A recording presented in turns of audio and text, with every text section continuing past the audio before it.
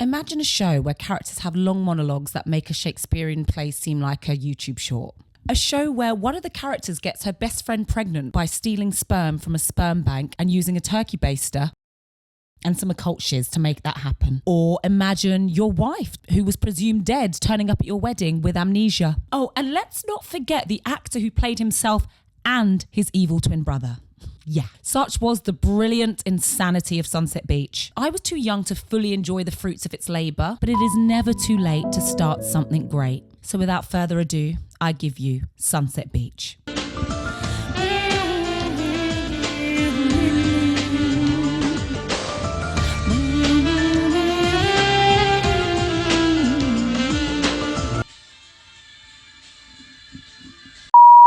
Hi, I'm Bridgette and I'm back, and I will be your guide through this absolute iconic mess of a show. So the show starts with drone footage and it goes on for about a decade. We get it, it's a beach, sand, water. The episode is already 42 minutes long. We do not need 10 minutes of drone footage. What you realise from the jump of this show is that it thrives on exposition. Starting with the shot of this car, we would have deduced that these were lifeguards. We didn't need the sign. We see a young blonde girl sleeping rough on the beach with somehow perfect makeup. Go off, and two beefy lifeguards come across her and they're discussing whether or not they should book her. It's clear that she's done this before because they're talking about that, and then they decide to just leave her alone because she's just a kid. We then have a really weird cut to a place in Kansas where a young woman is staring wistfully out into the distance. An internet romance is unfolding before our very eyes. It's giving MSN, it's giving MySpace. So the girl from Kansas is called Meg, and she's having an internet connection with somebody online. Dorothy from Kansas, it's SB. Congratulations. Thanks, I guess. Girl, we can read. This is what I'm talking about. We don't need the voiceover. We can literally read what's on the screen. Also, why does this man sound like Siri? So, I guess this is it for us. Please, Siri, can you say the word, so I guess this is it for us? No, I don't want you to translate it into another language. I just want you to say the words, so this is it for us. Okay, I won't. Siri is so rude. Maybe this man is Siri. Anyway, so this girl Meg is writing to her pen pal and she is about to get married.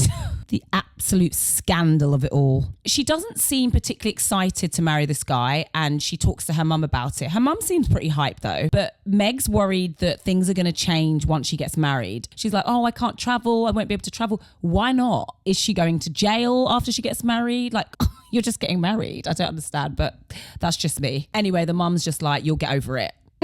So the literal next scene after this is this girl Meg catching her fiance having a full-blown affair with a woman on their wedding day. The show just started. Can we just have a little warm-up? It's like, wow, scandal, scandal, scandal. Let us sink into it, Sunset Beach. Bastard! That's it?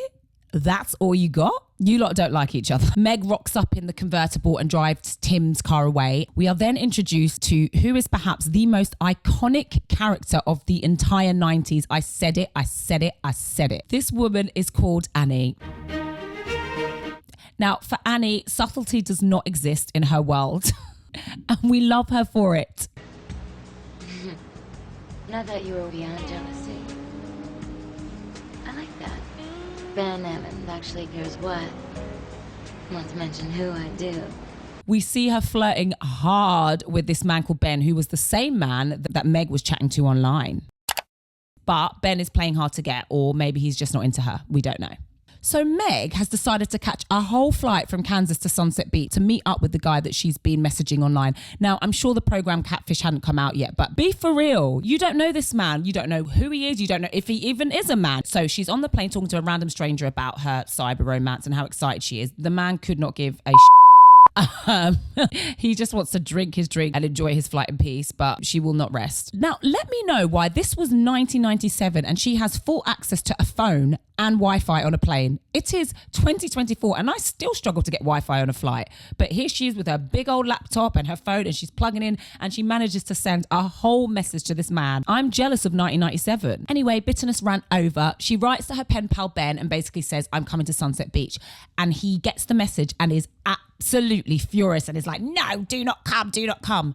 But unfortunately, the service does become whack and it cuts out before she can read his message. And at this point, she's already on the plane anyway, so it's too late. So Meg lands in Sunset Beach and she's enamored by all the sights, including this couple sharing an ice cream. Could never be me. She leaves all her shit on the beach and we know she's got a laptop. She just casually runs into the sea, frolics in the sea and just leaves her bag and her laptop just on the side. Sunset Beach really must be paradise because anywhere else than that would have got jacked. So now we meet these two cops who doubled up as the same couple sharing the ice cream. And it turns out that for some reason, everyone fancies the guy, even though the girl is stunning.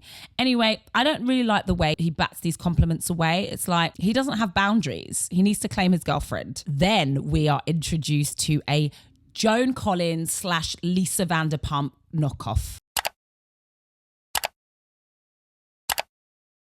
Sitting by the pool looking bored senseless with her husband who is on the phone giving some long monologue. She is stunning. What it looks like is she wants to murder a fly with her ring. She gets her ring and she faces it towards the sun so that it's reflecting on the fly. And I guess because of the glass, the sun can penetrate. Look, I don't know how science works. I got a C in science, like so sue me. But before she has a chance to do that and commit murder, the husband does it for her and squashes it. So I guess what we learn from that is that they are both evil. Next, we're back with the runaway teen whose name is actually Tiffany. We meet a young sort of surfer type guy whose name is Matt. And he is trying to talk her out of sleeping rough. Did you hear about that girl south of Huntington sleeping under the pier? She got lucky. They only robbed and her. He seems nice or whatever, but I get your point here, Matt, but you could have been a little bit more delicate. That was a lot. Somebody's left a tip on the table and Tiffany steals it. Meg walks into the cafe and sees this happening, but doesn't say anything. The owner of the cafe looks down, sees the tip is missing and blames Meg for it. But don't worry, because 2 seconds later, she just welcomes her to Sunset Beach. And Meg doesn't rat the girl out. So Elaine is the owner of the cafe, which is actually a waffle house, and they make a big deal out of waffles for some reason, and I don't get the joke. Maybe it's an in-joke, but I didn't really get it. She tells Meg about the legend of Sunset Beach. Some guy called Armando owned Sunset Beach back in the day, basically killed this man over a woman who was his absolute one true love. So the legend has it that the woman that he fell in love with roams the beach, calling out her lover's name, and apparently whoever you meet at the far side of the pier when sun sets is the person you are destined to be with. So a haunted beach is what we're saying.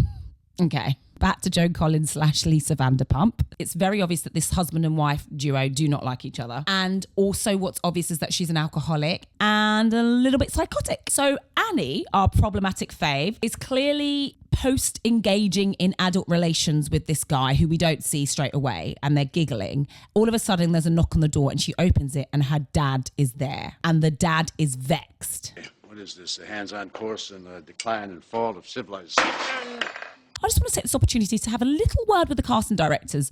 Did you really think this was an appropriate gap between father and daughter? Really? The dad is vexed because Annie is spending all his money. She's supposed to be at law school and she's spending all his money on partying and not on the education that he was obviously trying to provide for her. But the thing is, surely she's in her 40s, and I'm not trying to age shame. She is stunning. But come on. That's kind of the chat you would have to your child who's in their 20s. But come on, she's not giving 20s. Anyway, Mark, the surfer guy, gives Tiffany, the runaway teen, some keys to a rundown day centre, which is very nice of him, so that she doesn't have to sleep rough anymore. And in return, she is hella ungrateful. She sort of intimates that she's not used to people being nice to her, and she thinks, oh, you just want to sleep with me. And he's like, I really don't. I just wanted you to not have to sleep on the beach. So back to Annie and her dad. I'm sorry. I'm so sorry to say it, but it really feels icky. Have you so little faith in your own daughter? Daddy, don't you trust me? Well, why don't you trust this, honey? There's daddy and then there's daddy, and it's giving the latter. Anyway, the naked guy that she was having relations with comes out from his hiding place, and her dad doesn't even seem particularly awkward about it. Anyway, he leaves. Ew. So the supposed hot cop gets made detective, but his girlfriend doesn't seem that happy about it. I wonder why. What you come to realize in Sunset Beach is that everybody is somehow related to each other. So the girlfriend of the guy who's just been made detective, it's her mum, Elaine, that runs the Waffle House. She doesn't seem that thrilled about her daughter's boyfriend's promotion either. Thanks for ruining my day. And to be honest, when she pulls this stunt, What's new? Well, I just got promoted. Yeah, I'm now the main squeeze of a detective. Now, if this isn't the most anti-feminine shit I've ever heard.